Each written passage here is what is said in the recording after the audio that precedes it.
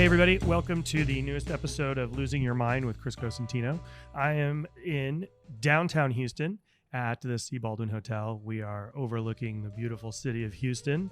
It's by far one of the best views. I'm looking at a skateboard park, and from what our next guest, Chris Shepard, tells me, the best place to see the 4th of July fireworks in all of Houston. Yeah, absolutely. I mean, it's just overlooking the park, and they'll fire them off right across the street from that, and so you have literally the best view. So what you're telling me is I need to be here for the... I would say yes. Yes, and I have to request this room. Because it's also AC'd, and you can just hang out. And, you don't have to wear pants. You can just relax and watch it. I love it. So, Chris, you have,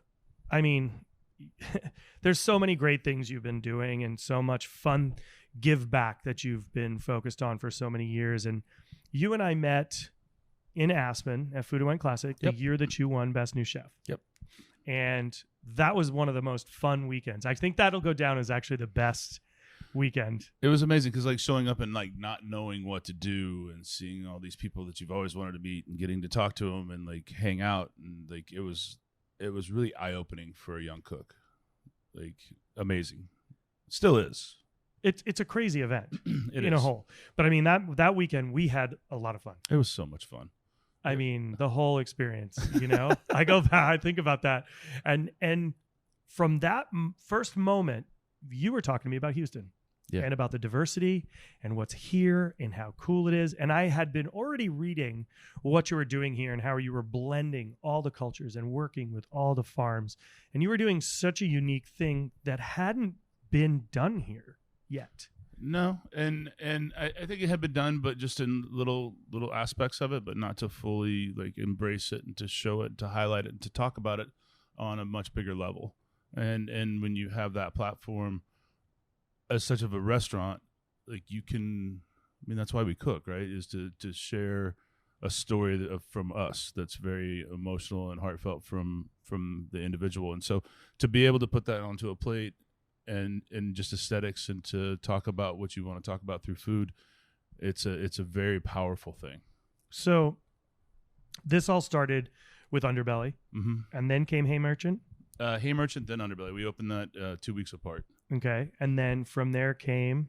a few years later, we did 1/5, which was a...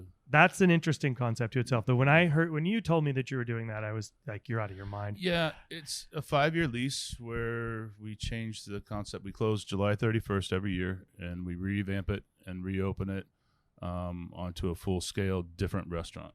Different theme, different food, different thought processes, everything. Service, decor, menu, everything. So ultimately, you're opening a new restaurant every year for 5 years in a space because it's just a 1/5, right? Yeah, because I'll be there 5 years. It's genius. Oh, It's a great... It's fun. It's a lot. It's a lot. It's fun. It's genius is a far stretch of a word, I think, but it lets us challenge ourselves. And I guess the smart part about it, I don't know if it's the genius part about it, but I think the smart part about it is that it gives us an actual, to open a restaurant, you have a concept in your mind, and you have something you want to say, and you have something you want to do, but then you're committed for a very long time. And you have no clue, unless it's something that you've done before, you have no clue on what the consumer reaction is, what costs look like what does the menu look like, how does that menu evolve. And so it gives us that 11 months to do that in, to see if, hey, do we want to do this again? So it's a testing ground. It's a tester, yeah. That to me is what I think is really great about it, and I've been fortunate enough to eat in 2. Yeah, they're really good. And one spawned off Georgia James. Yeah, it's very confusing. When we started this, it was me for the first time jumping out of just one restaurant and going back and forth to a different one. And so it made me realize that if we're going to grow the company, that I have to change a lot of things. Me personally, the way the restaurants work. And so we really liked how the steakhouse went. And so I was like, you know what, let's look for a spot. And then that happened, and I was like, Underbelly's that space. Because Underbelly was a restaurant that was consistently based on inconsistency. There was nothing consistent about it. The menu changed it every day. The food changed every day. Like, everything changed. So the guest never had a clear vision of what it was, if that makes sense. Like, but it was the anticipation and excitement of not knowing what they're going to get walking through the door that kept them coming through the door. Yeah, you know, because we only did whole animal at the restaurant and we only did local produce, like, an animal will only yield so many pieces and a farmer will only bring so much. And so if you got there at like 9:30 or 10 o'clock on a Friday or Saturday night or any busy night, like, there was 22 dishes on the menu. We may not have 4 of those by the time you got there because, you know, that's what the animal yields. And so it was one of those things that, like, it was so much fun to do and it was great. But as a longevity thing, if I wasn't going to be in that restaurant steering that ship with the guys, it was hard. Yeah. It takes its toll. It does. And so for balance in my life, it was one of those things like it needed to change. And so we started, you know, we opened up Georgia James in this space. Well, we said we were going to open up Georgia James and Underbelly. We gutted it. And at that point, it was like, well, what do we do with the Underbelly philosophy and the Underbelly style of food and showcasing our city, the things that I truly love? And so there was a restaurant in between the two that had closed. And so I jumped on that and opened up UB Preserve because we were preserving the thoughts and cultures of our city.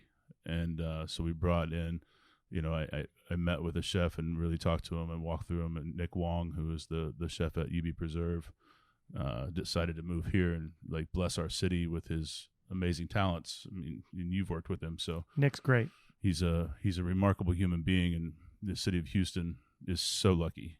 I'm so jealous that he's here. Yeah. I'm excited that I'm here now and I can see him more and be able to appreciate what he can do. I mean, actually, you're so lucky to have all of the ability to work chefs now that we have. Matt Staff moved from Dallas. Greg Peters who runs Matt runs 1/5. Greg runs Georgia James, and then Victoria runs our pastry program. They're all kind of from around Houston or in Texas and have moved back here. And they are, I mean, as far as the company goes, I couldn't have better staff right now and a better crew of people working with us. And Nick Fine, the culinary director, same thing. And then front of the house, same thing. Like, I have such an amazing team that has really worked out. It's awesome, and it shows. I mean, it really comes through in every aspect of it. I mean, yeah, the vibe and the feeling. It's amazing. Last year was hard, you know, because we opened up Preserve in May. We did 1/5 September 1st in Georgia James, October 15th, and then had Southern Smoke on the 31st of September. So we threw a massive festival and opened 3 restaurants in 6 months. You know, it's funny. People always say that chefs are almost masochists in a way. We push ourselves to the limit. We never stop working. We're always about making people smile. Very true. And we're pretty unhospitable to ourselves a lot of times. Well, I keep saying that at some point here pretty soon, like, we're getting ready to close, you know, 1/5 for the year or for this concept, and then flip it really again pretty quickly. But, like, that's all I want to do. Like, I'm good this year. We'll do Southern Smoke, and I'm done. Like, I too much. I need to get into January, you know, and just, like, let everything ride and just really maintain what we're doing, because I feel I don't want to go too much faster than that right now. It's amazing sometimes how those opportunities come to fruition, and then you're like, man, sometimes you can't let it go, and you do say, I don't want to do anymore, but the opportunity is so wonderful that you can't say no to it. Yeah, I mean, we do, and then you gotta. It's that inner brain in the back. It's saying, dude, say no. No is a magical word. I just had that happen. We had something downtown, and I was like, yes, it's an amazing deal, but I physically just I don't want to do that to me or the staff right now. It's like, I'm gonna have to walk away. And they're like, are you serious? Like, this is the most amazing thing ever. I was like, yeah, I'm not gonna do it. And so I think those things will rear itself again. You know, those things keep coming back, and you know, I'm getting those kind of things right now too. And so it's like finding what's best, not just for a business aspect, for a sustaining aspect for life. And I think that's a really powerful message, because I think a lot of people, when we're younger, we drive hard. Yeah. And we don't know how to shut ourselves down a little bit, or take a break, or breathe, or take care of ourselves better, or take care of the people that are around us better, because we're so driven to, we see it's like a dangling carrot. You're trying to always reach that carrot. Well, you have to take your time, and there has to be some balance in life. And so I think that's been the most, like, I'm always telling our crew, you need to take your days. Like, don't work yourself. Like, and they're like, wait, you're asking me to take time off? I'm like, yes, like, you have to. I don't want to see. They'll come in the restaurant one day when they're not supposed to be there. And I'm like, you need to turn around and leave right now. And they're like, wait, what? I'm like, go. Like, go do something. But do something other than being here. Don't be here. Don't think about this place, and take your time. Clear your head. Because as chefs and as cooks and just restaurant people in general, if you don't take that time, then you spin your wheels too hard and you don't get anywhere. Yeah.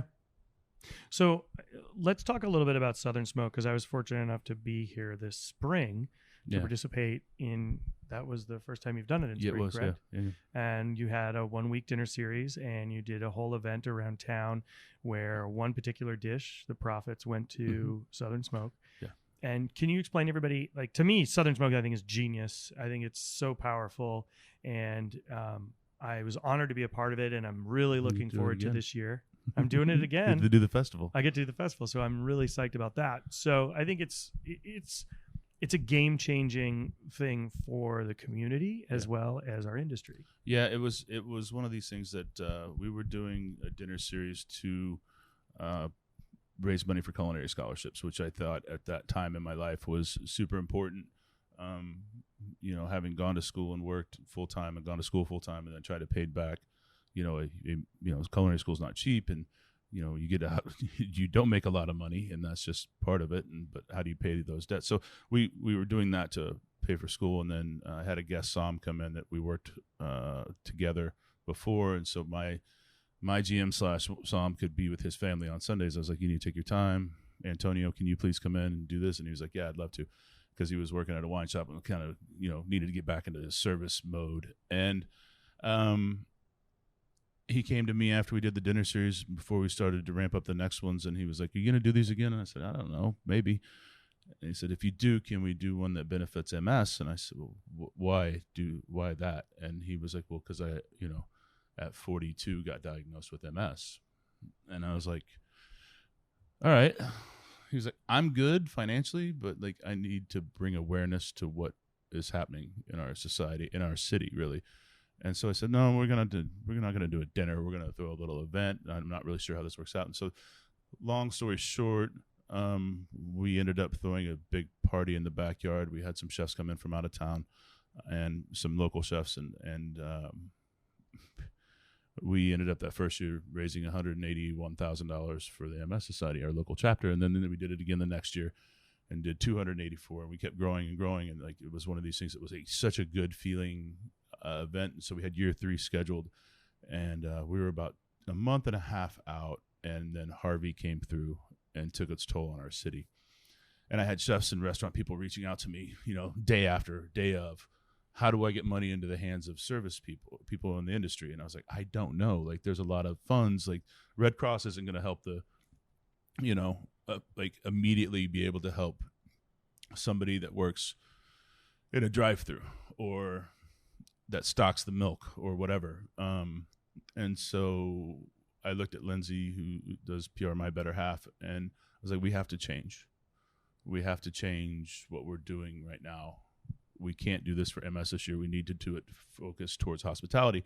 So we figured out a way by working with Legacy Community Health, our hospital right next door to us, to do a application process where people could come in or just apply online. And then it went through a verification process of like, yes, you worked in the industry. No, you didn't have insurance. And then there was an awards committee. So once their names were put on the thing, then once they were verified, it went to a blind ballot or a blind, it was just basically what the problem was, not who it was. So we never knew who we were helping. And I never knew until one of our Catherine Lott, our executive director, came up. She handed me a stack of 139 checks. And I was like, to be mailed out that day. And I was like, this is awesome. And she was like, it's $500,000. I was like, what? She's like, we are sending out $500,000 to 139 families to get them through right now. And it was fast.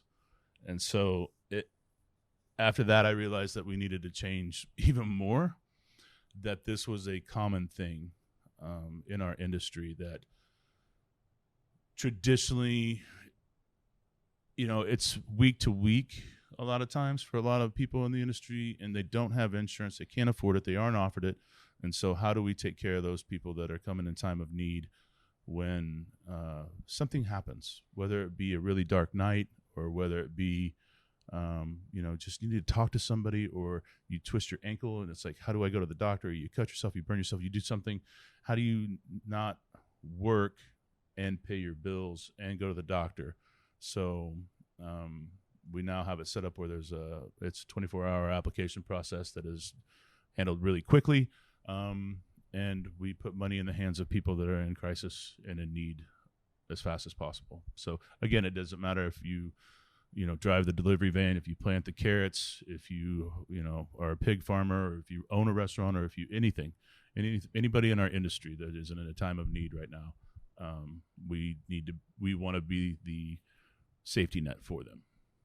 And so now we're really close to actually having a grant that sponsors a 24-hour hotline with people that actually understand what restaurant folks are going through. So that to me is like amazing, because if we just get somebody that's going to answer the phone, it's like, you're calling my mom and she's like, oh, it's going to be all right. I don't really know what your problems are. But if you have somebody that can listen to you and understand what those problems are that happen on a night service or whatever, I think that's more beneficial. It's incredible. Yeah. So it's been a fun ride. We've donated back at this point like 1.4 million in 4 years.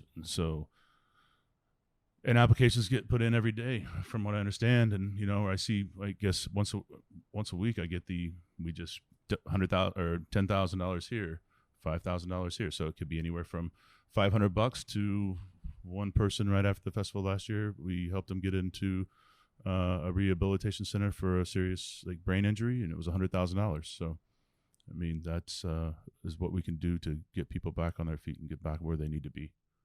Clear heads and clear minds. I mean, you're like a guardian angel for so many in our business, in the community, and I think that's in Houston. That's huge. Yeah. I don't think people realize that, like you're saying, there are people that are in our business and in our community every day around us that we don't realize what their daily struggle is. No, I mean, you can walk through the restaurant and see it in people's eyes. If you see your staff and know your staff well enough, and it's just like, my constant thing is like, you good? And when they say the answer, yeah. If you hear that, it's like, hey man, you want to talk? All right, let's do this. And or they know that they have the option to talk to people, and that's even better, because they don't talk to me. They call these hotlines, it's not me. They don't know who it is. And we don't know who they are. So unless they want the full-on help, and then Catherine is the only person that knows that. And so it's very anonymous, and it's awesome the way it's been set up. That's great. I'm really happy with what's going on, because traditionally especially with charitable organizations, people throw these big parties, and then 20%, 10% goes back. Yeah. So the thing that we've been striving really hard is that 91% of every dollar that's raised goes back to helping somebody in our industry, which is unheard of. That's an awesome number. Yeah, it's unheard of. So as long as we can keep it up there like that, and I know that we're putting money into people that need it, whether it's your car breaks down, that's your mode of transportation to work, we can help you with that. It's all sorts of scenarios. So that's big, as I think a lot of people are, and there's definitely a fear in our industry to ask for help. Huge. Nobody wants to. I sat in a meeting with an individual one time, and she was talking to me about, I'm about to lose my catering spot because I'm having a hard time. I need to go see the doctor for this, so I'm having a hard time paying for that, but I need you to help me find this catering spot. And I was like, hold up. Why are we having this conversation right now? first off, you need to be talking about the bigger problem in the room, is that you're having to go see a doctor for something, but you are having a hard time paying the rent at this place. Don't start talking about paying the rent if you like where you're at. You shouldn't have to have that problem. That's what Southern Smoke is for. Like, I'm not telling you to do this, but it's your option. It's there. And so to be able to help with that, that's huge. You know what? Because come to find out, they did that. And now they're still in their place, not having those worries. So, like, don't be shy about it. If there's help that needs to happen, you have to do it. Because it's too much stress. This industry is too stressful to begin with. And then to add on that stress of not knowing and fear, that's unsustainable. It's true. I think you're hitting a nail on a head, like with a gigantic hammer. Yeah. And I think people need to hear that. And I think it's amazing knowing that there's a place to go, someone to talk to, whether it's they just need to talk on the phone with somebody, or whether they are in financial dire straits or they have had an injury. I think it goes a long way to know that there are people out there. Yeah, I mean there are everywhere. The Giving Kitchen in Atlanta is amazing for what they do as well, and we based a lot of what we do off of what they were doing. And I think if other cities and other people in other cities can start to look at that too, then there can be a bigger change amongst. Because I know friends from other cities like, how do we do this in this city? I'm like, you have to find your network, like, and that's the biggest thing. Like, we have Legacy, that's our community health hospital, and there's attorneys that'll help you. There's financial people that'll help you. There's all these people that'll help you in your own city, and they're your guests that come to your restaurants. And it starts with that.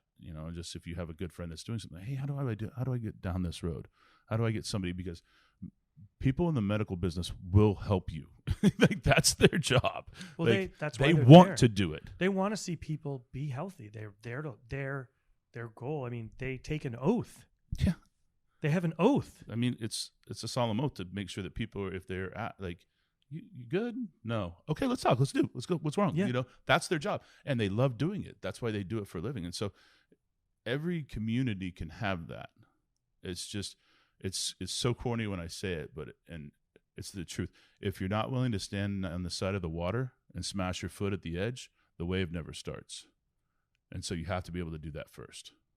And then that wave builds. I think it's a daunting task for a lot of people. It is. It's huge. And it's overwhelming because in typical fashion, just like we said a moment ago, people are afraid to ask. Yeah. People are afraid to stick their hand out and reach for that initial, like, hey, how can I get this started? And it may be their guests that they know. There's doctors and attorneys, and there are people out there that want to help, just like you said, but it's tough to. If you can start it on a smaller scale, like, I jumped in and we were 2 restaurants, and I was like, we have to do this. And for your staff, like, for all of the individuals that work with you, it's the biggest motivating factor you can have in a restaurant, because everybody wants to be a part of that. Everybody is like, it's my favorite time. It's my favorite day of the year. It's, what do I have to do? Put me to work. I want to do this. I want to help. And it's because I can't sit and cut checks to people. Like, none of us in the restaurant business can just do that. Like, there's not that much money out there. So if you're going to do all of these events for other people, make sure that, like, that's another thing. Like, you get asked to do events all the time, right? Only for good things. Like, you have to do it for what's right. And once you can deem that, and if you start your own thing, well, then you're putting everything towards this one thing. And yeah, I ask a lot for a lot of people, right? But in the end, like, it's for the right reasons. There's not money going into our pockets. Like, I don't want to do that. I want to make sure that our people are good. Like, because, and it's amazing. It's one of those amazing feelings that you'll never be able to have unless you do something like that. But, like, walking into a restaurant, someone coming up, start crying, give you a hug, and you have no idea why. And it's like, you helped me get through one of the hardest times I've ever had. And it's like, that is amazing. Well, don't take that for granted, right? They won't. They don't. And that's the thing. They'll never forget. Yeah, it's awesome. And they're always going to give back now. Yeah. And they're always like, how can I help? It's like, man, just you help yourself for a while. We'll get there. All right. We got this for right now because, we got this, October 6th coming up. I know, which is going to be amazing. Yeah, it is. I mean, the cast of characters you've brought out for this year is pretty incredible. Yeah. It's funny when someone does it once, they're like, can I come again? Can I come again? I'll be here every year. And it's like, that's cool. And that's how we grow this thing because we all know, that we're doing it for the right thing. It's been a fun ride, and these things get bought and sold all the time. And I was like, I'll never sell this one. I'll never let anybody take this for granted. It's you. I could never see you ever not doing this. No, I got it. Everybody wants to grow real fast with it, and like, oh, we need to do it out here. We need to take this nation. It's like, man, slowly. Don't put the cart in front of the horse. Let's do this right. But that's also the nature of people and excitement of people. At least that's a good sign. It is. And I think because people are excited about the potential of helping more people. I mean, I want to do this in every city, but that's a full-time job, Exactly. I mean, it's a full-time job for one, for doing one event a year, but to do multiples like that, I have respect for people that can do that. It's a lot. I can't imagine. The amount of time, energy, and the amount that you're giving back is just so awesome. That's amazing. And I'm honored to be a part of it. Thank you so much for being a part of it. Oh, it means a lot. It's, there's so much about here in Houston that has become, every time I come here, I find out more and I learn more. And, the first time I came out and when I called you, you showed me so many things in such a short period of time. Let's go. And this is one of the most culturally diverse cities. Yeah. It's amazing. So can you give everybody a little taste of what, I mean, the city's dish is pho. Easily. I mean, there's pho and banh mi shops everywhere. Huge Vietnamese community. But there's so much more than that, and there's so much more going on here, and it's so diverse. There's so much unique product here. Yeah, it's pretty cool. So different. I was speaking to somebody yesterday, and they're like, "What are you excited about?" And I said, "Well, it's different products, different seasons." That's for sure.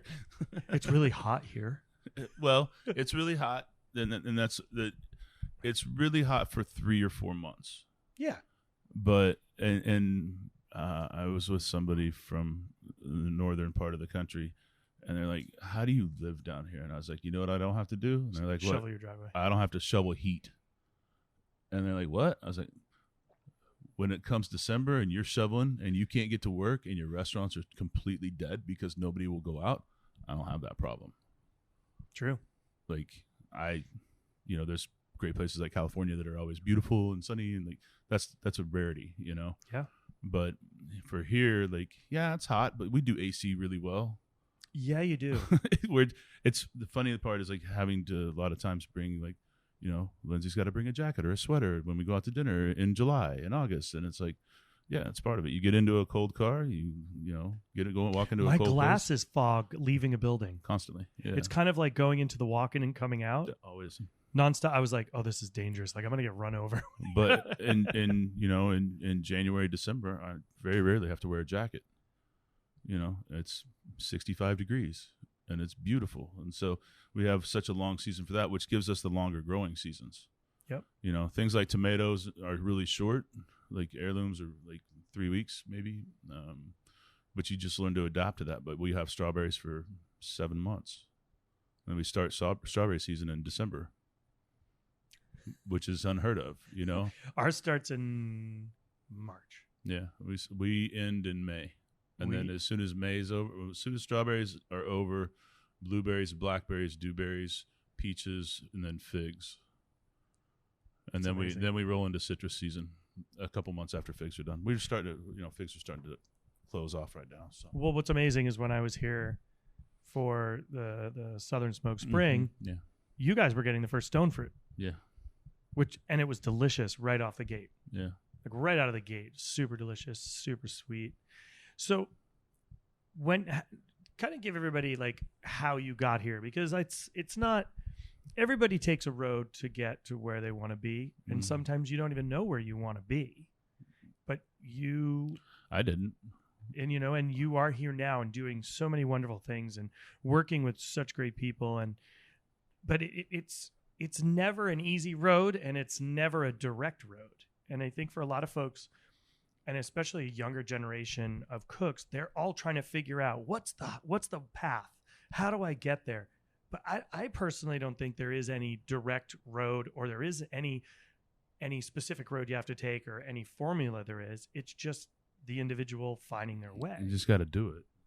I mean, that's the thing, is like, make smart decisions. Like, I moved here to go to culinary school from Tulsa, Oklahoma, and I was like, I'm going to go back to Tulsa and work there after I finished school. And I got through school and I started seeing Houston, and I was like, that would just be really not the best move if I were to move back to Tulsa and be eventually a big fish in a small pond, when I can be a very small fish in a very big pond and work my way through this product. At that point, I had no idea about all the farms around, because it was just a young cook. And so I just put my head down and started working in the city.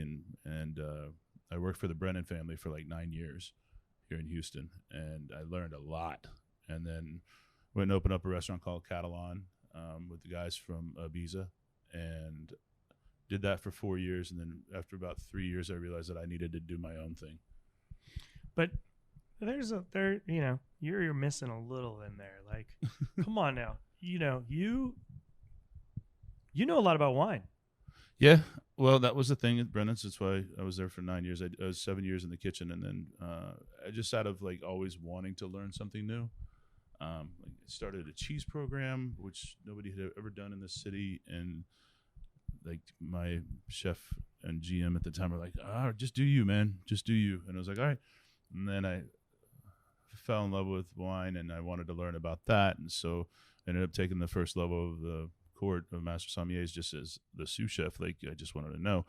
And then the Somm was leaving, and I told him, hey, I'm already doing all the purchasing.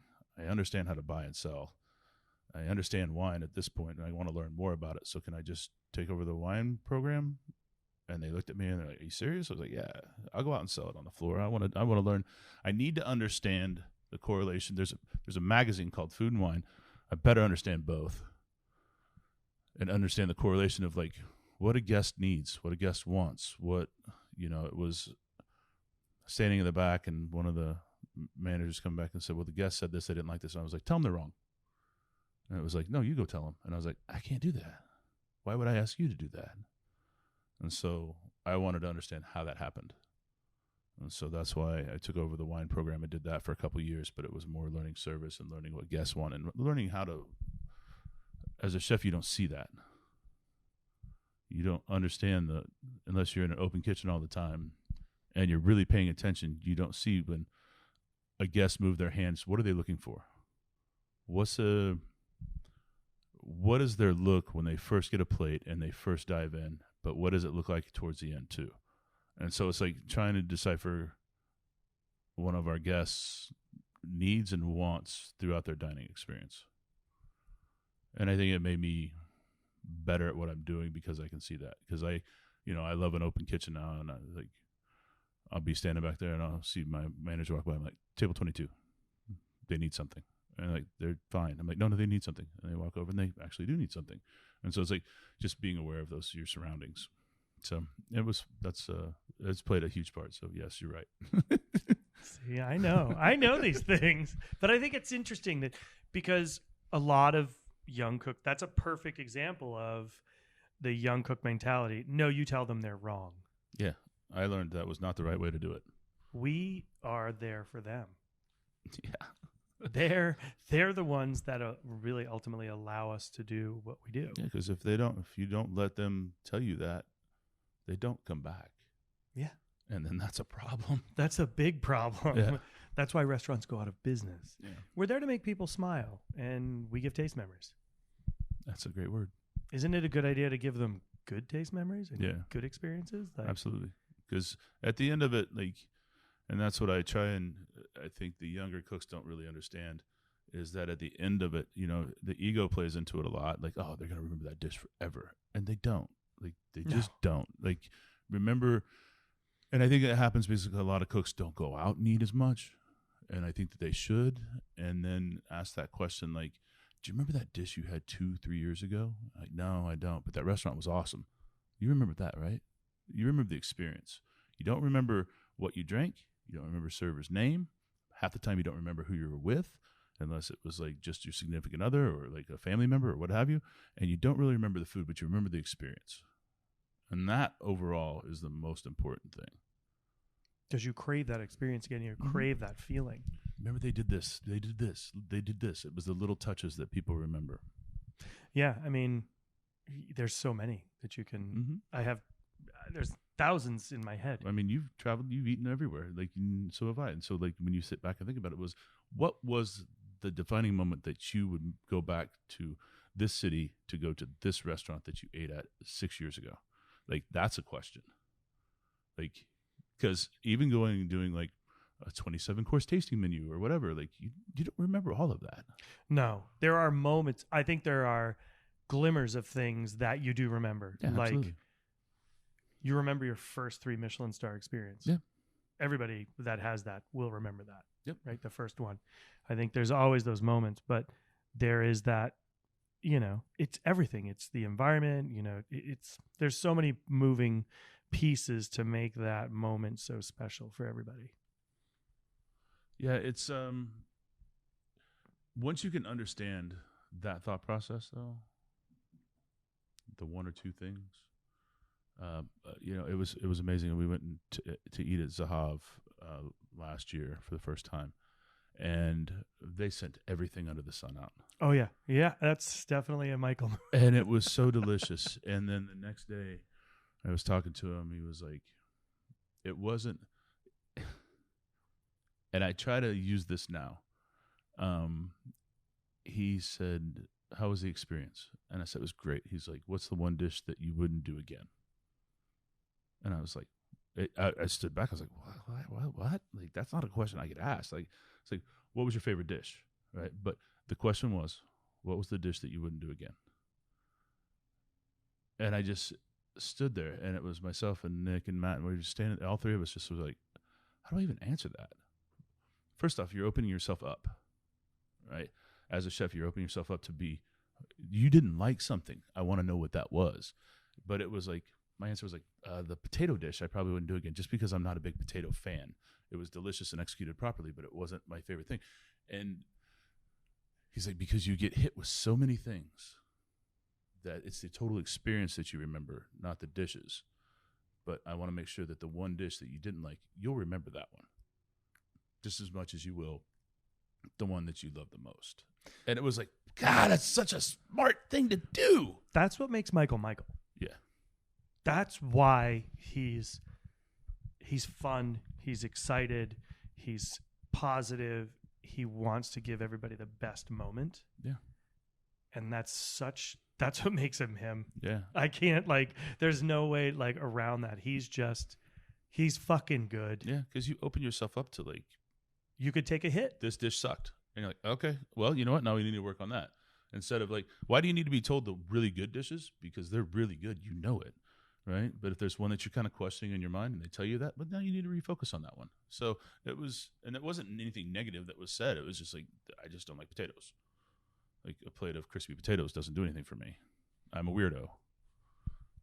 I know. It's fine. You don't like French fries. I'm not a big French fry person. If you put avocados with it, then I'm probably not going to like that even more. So. Well, that's a whole nother story. We're not going to go down that road because I know that road. Yeah. We've had this conversation. Yep. It's easy. I think so. What's next? We've got Southern Smoke coming up, and you're switching over, right? Yeah, in the next couple weeks. You just got engaged. I did. Congratulations! Amazing. Thank you so much. Yes, she is. She's the best. I'd be totally hosed right now if I wasn't working with Lindsay. Yeah. She's showed me so much. You've showed me so much. Welcome me to this city. I can't even begin. You high five. Thank you. Yeah, I don't know why, but she likes me, so I'll go with it. Yeah.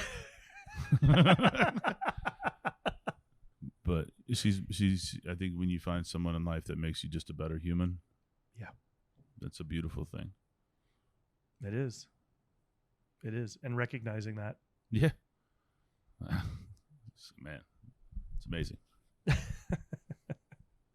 That's awesome.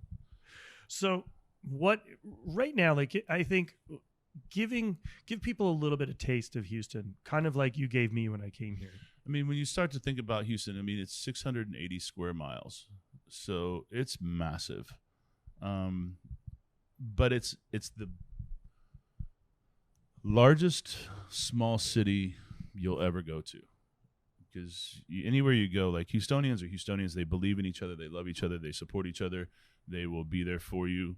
And it's when you have that, a city of 4 million people that have your back, it's awesome. And then, you start talking about the diversity and why Houston is what it is. I mean, it's definitely not a city that's built up. It's built out. And so there's sprawl. And so you definitely have communities of people that are taking care of their own communities. And when you can kind of scratch the surface on that, whether it's going out and going to eat Vietnamese, I mean, that's the easy, clear one because there's so much of it. But the same with the Mexican population here too, and the Salvadorian population. Then you start talking about it, and you're like, oh my gosh, there's a huge Indian population, and then there's a huge Middle Eastern population, and then there's a huge, there's not a large Japanese population, but there's not a large Korean population, but they have, like, there's a Korean part of the city. And so when you start branching into these little things and start having meals, and for me, that's what it was. I went to a restaurant, a Thai restaurant. Same thing with Thai. There's not a lot of Thai, but there's really good Thai, right? There's it's very focused. And so I went to a Thai restaurant once, and it was a BYOB. We brought a couple bottles of wine, and I said, I would really like this dish and this and this. And he was like, okay, those are fine. This one, no. And I was like, why? He was like, it's not for you. And I was like, he profiled you. Oh, absolutely. And I was like, what do you mean it's not for me? He's like, that's for the Thai. He's like, you're not going to like it. And I was like, I want it. And he was like, okay. And it's a normal question. Like, it's the same question, and I understand. I understand it completely. Because they're trying to give you the best possible experience. What was that dish? It was nim nung. It was a fermented raw Thai sausage with herbs, peanuts, shaved ginger, red onion, and lime juice. It's good. It was awesome. It's good. I've had that before. And so yum nim. I'm sorry, yum nim. Nim nong is Vietnamese dish of kind of the same thing. But anyway, it was yum nim. And so I was sitting there and I was like, I want everything else like this. And he was like, okay. And so he just started bringing out dishes that were specifically for the culture. And it made me realize that there's so much of that here, but you're not going to get that experience without having conversation. So it made me go out to all these places and just sit down and order like 3 or 4 things, and then just be like, what would you eat if you were sitting here? And they're like, oh, well, I would eat this, and it's be like the generic thing. I'm like, no. Like, let's go deeper. And they're like, okay, this, and this. And I'm like, let's go. And, because at the end of it, like, you're talking about food that's of the people, really. And so generally it's like, what, $8 to $12, right? I've spent a lot of money on really bad high-end dinners. We all have. It just happens, right? It's an experience that you didn't really enjoy. But with this experience, you're going to go in and spend $50-$60 and have enough food for like 6, and you're going to learn so much. And you do that over and over and over again at the same place. And then finally they're just like, what are you doing? It's like, I'm just learning. And then the conversation happens. And then you can sit back and to learn about a culture, the easiest way to do that is through food, because it's the common denominator that we all have. And it's the one thing that if I don't know it, you want to teach it to me, but only if I'm willing to listen. Well, how many cultures is it when you're greeted, it says, have you eaten yet? Yeah. Are you hungry? You hungry? Right? I think, I don't speak, but really bad kitchen Spanish. Yeah. Pretty piss poor English at that. But, I think when you start to look at it from a whole, food breaks boundaries. Absolutely. Religion, culture, Yep. family feuds, race, everything. It can politics. It can break all those boundaries. You sit down and you break bread. Conviviality is a powerful tool. Yeah. And that's, in this city, it's so easy to do that because it's just wanting, if you show that you're interested, the door opens immediately. And then there's a friendship that can happen. And then there's like, all of a sudden, like if I start cooking a dish and I'm like, man, the flavor on this isn't really right. All right. I call Auntie at London Sizzler and I'm like, hey, I'm working on something. She's like, come down, have tea.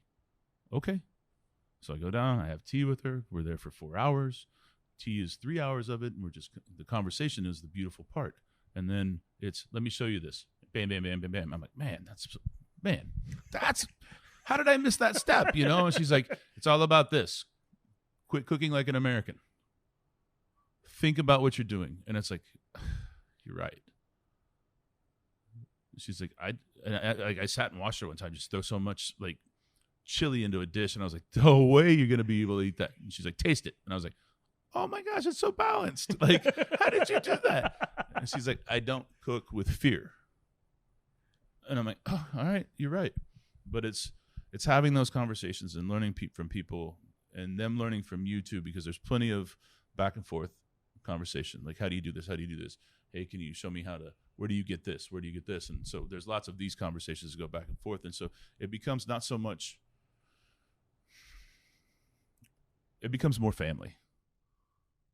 Like, there's pockets of little family you choose, not family. Yeah, that's exactly it. Yeah, and all of a sudden you're going to their weddings, or the kids' weddings. It's like you're part of their, their culture and their family and their thought process and love and their heart, and that's the biggest part. Because if you just sit and take and not give back to it, it doesn't make any sense. But when you can be a part of their community that helps everybody to grow, then it makes sense, and that's Houston, in my eyes. It's taking the time to have lunch with somebody and to really appreciate what they do. There's plenty of the places that you can go into and they give you the generic menu, and then you can be like, man, you know what? We've done this about 50 times. Can I have the other menu? And they're like, yes. And then it's the, if you don't like it, you have to pay for it. I understand that. It's $7. Like, I know that, if I don't like cold tendon, I'm going to be paying for that. Like, that's the thing. But they have to say that. Yeah, but you end up, it's delicious. Yeah, but they have to say that because there's been so many times that they've been burned. Yeah. And then that person doesn't come back because they had a bad experience because they didn't like what they ordered. That's why they're profiling guests and saying, you know what, you're not going to like this. You have to. They have to, because at the end of the day, they're still looking at, like, they're feeding a culture that's theirs, right? And they're feeding their people. And when somebody else comes in and tries something that they're not used to and they don't like it, they write off the whole culture. Exactly. And that's rude. And so I understand they're very protective, and you need to be. But if you go into it and be like, I understand that, like, let's just do this for the experience and try it. You may not like that, but we did this, Nick Wong and I, right? Not too long ago, went to a new Nigerian restaurant. And they were like, have you ever eaten Nigerian food? I was like, nope. Let's go. Like, what do I have? And she's like, how adventurous are you? I'll eat anything. Let's go. And so you do realize that you should have that T-shirt made for you. I'll eat anything? Yeah. No, let's go. Let's go. That's your thing. That's like every time I see you, it's like, let's go, dude. We're going. But it was the experience that she was like, okay, I'm going to teach you this. And she was like, you need to get one of these. You need to get one of these. You need to get one of these. And I'm like, and do 2 other things. She's like, too much food. I was like, it's fine. I'll take it back to my staff. We can all have it. And I listened to her talk to Nick and myself, and the dishes that came out, was it for me? Was the beef not braised quite long enough? Was the texture of this not quite for me? Was it all of this? Yes.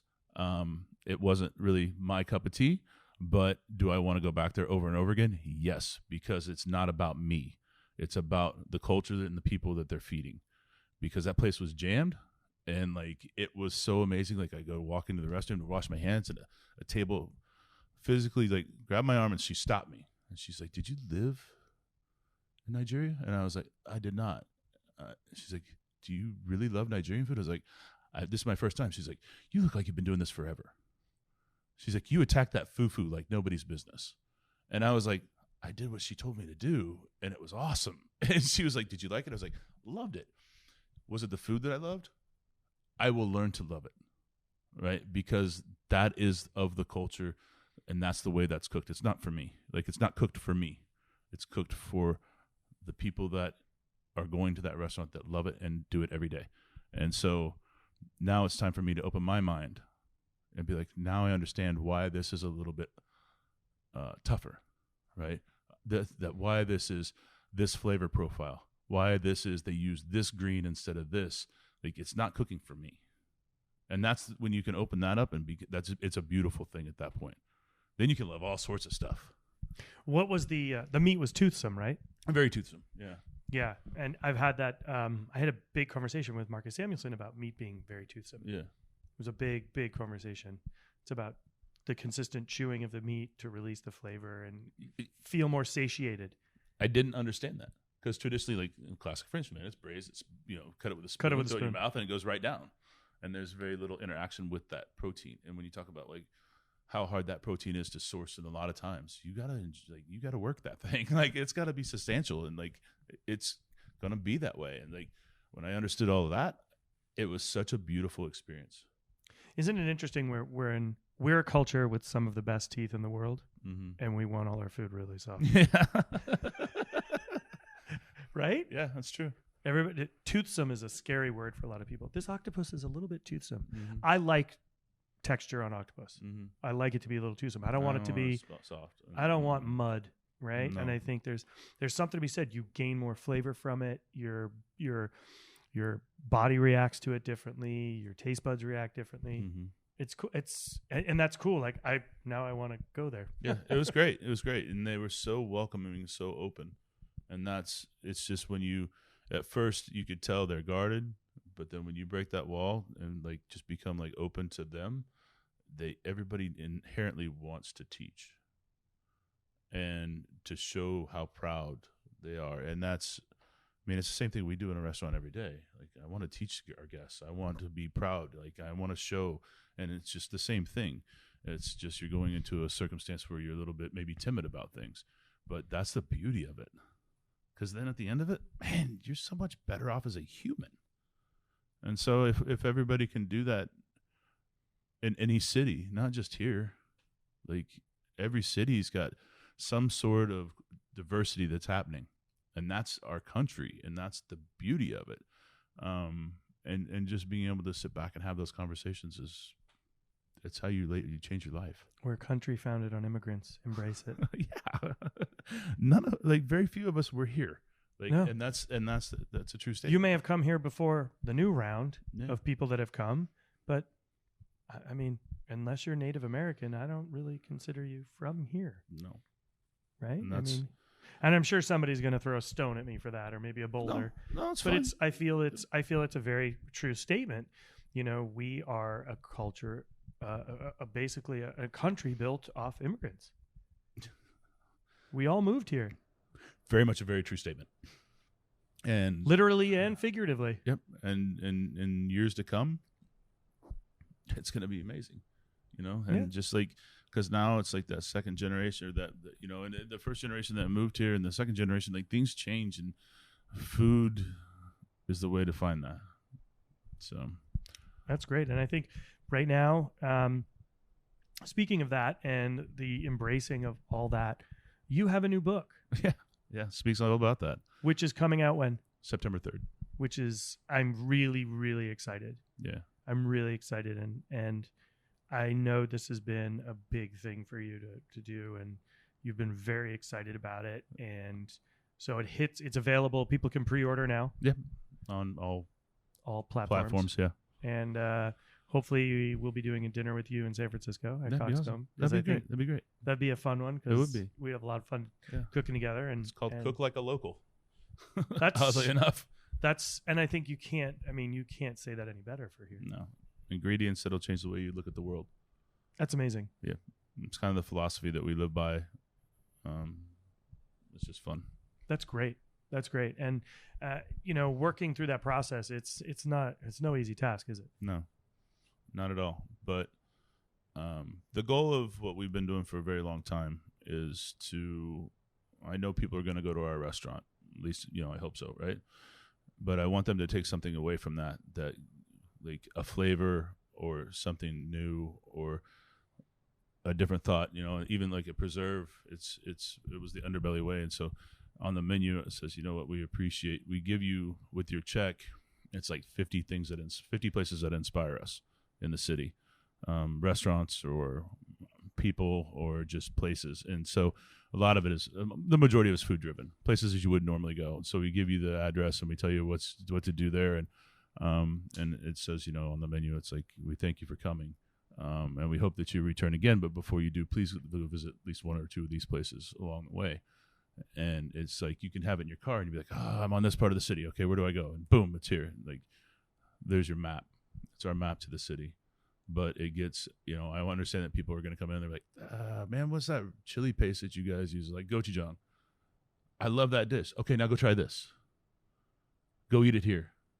And so they do. And it makes me really proud and happy that when I walk into a restaurant and I see some of our guests there dining, I feel like we're doing our part to be a better city. It's supporting your community. Yeah. We got to do this together. I can't take all 4 million people every night. Like, there ain't no way. So like, but it's giving back in a bigger way where we learn from each other, we share with each other, we grow with each other. Yeah. Because if we don't, you're all alone in a corner. Yeah. It's no fun. Because I think as a chef, when people, probably one of the bigger questions that people ask you all the time is like, where do you like to eat? Oh, yeah. Outside of your own places. I'm like, look, I don't really eat in my own places that much. So let's be honest. Like, I taste things there all the time. It's delicious. But like, I want to get out and see something new. And they're like, what do you go eat? I'm like, give me a culture. And they're like, this. I'm like, this, or this, depending on if I want this. And they're like, can you write that down? I'm like, yes, here you go. So it's like being that voice for people that don't normally always have a bigger voice, always speak for everybody when you can, don't always speak for everybody, but like when it comes to food, like support everybody because we all have to do it. Everybody's hustling. Yeah. Like, it ain't getting any easier. No, not at all. It's part of it. All right. So I do this pretty straightforward questions. I ask everybody. So, beef or pork? Man. There's no right answer. There's no wrong answer either, though. Exactly. Pork. Unless I'm at the steakhouse, then beef. But yeah. Hamburger, hot dog? Burger. Man. Nah, God. These are tough. I know, that's why they're there. Come on. We do this in the kitchen all the time, and I'm like, stop with that. Like, it's too hard to make the decision because I do like a hot dog. Encased meats are some of my favorite things on the face of the planet. Encased meats are magic. So maybe it's a better term, like burger or encased meat. I'm gonna go encased meat. Okay, that does. Just for those of you folks out there, that does encompass sausages of all forms. Yes, and salami. Yes, I'm going that route. Okay, so nigiri sashimi. Nigiri. Red or white? White. Sparkling or rosé? And just because you wore a mullet and I had the rosé dinner the other day. It depends on the situation. Fair answer. Chocolate or fruit? Am I somewhere where the fruit's in season and it's really delicious? Then fruit. Coffee or tea? Coffee. Beer or tequila? Bourbon. I knew that was coming. Sea urchin or caviar? Sea urchin. Only if it's really good, though. Not. I mean, it's kind of on the same boundaries, but yeah. Pasta or ramen?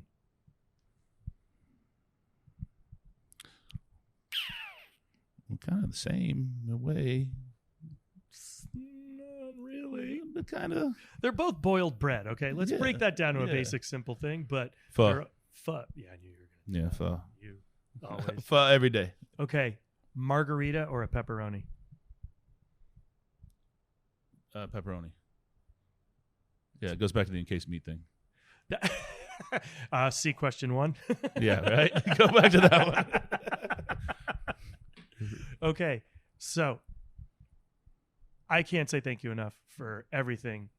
You have been not only a great friend, but also a huge, just, I would say, inspiration for me to look back at myself and a lot of things that we do every day. And you've definitely showed me a great deal of how to stop and look. Well, I think we all live in a world at some point where we can look back and be like, man, I need to be better. And at some point, we all become that. And it's just making that decision to do, cool things that make sense. It's hard to stop and look at yourself in the mirror and agree that there are things that you are not doing as well as you should, and you could do better. And I think you have inspired so many to do that in a way. Thank you. Without beating us over the head. Yeah. And I think that's been a really great way, because for so long, for so many years, people tell you, right? They say to you, you need to do this. You need to do this. You know, what you've done is you've led by an amazing example, and so many people want to follow, and they just don't know how. And they're trying to figure out how to get themselves from point A to point B to make things better in the bigger scope of things. And I want to say thank you for doing the right thing for so many, and thank you so much, pushing a lot of us to take our proverbial heads out of our asses to figure out what is right and wrong. Well, we all work together as a team. Yeah. Whether we're at the same restaurant or not, but we all work together as a team, and just in life. And so we all got to be there for each other at some point. I think that's the biggest thing that I have to say is, like, we're not all in the same cities. We're not all next door neighbors, but when the shit hits the fan, we've all got each other's back. Have to. And I think that's, to me, has been one of the most amazing things about our friendship. Yeah. Has been we've always had each other's backs. Appreciate that. And I can't say thank you enough. No, thank you. Thanks for welcome to the city too. Thanks, man. Thanks for playing on my crazy podcast. Open arms. Let's go. Let's have some fun. That's going to be your new motto. Let's go. Let's go.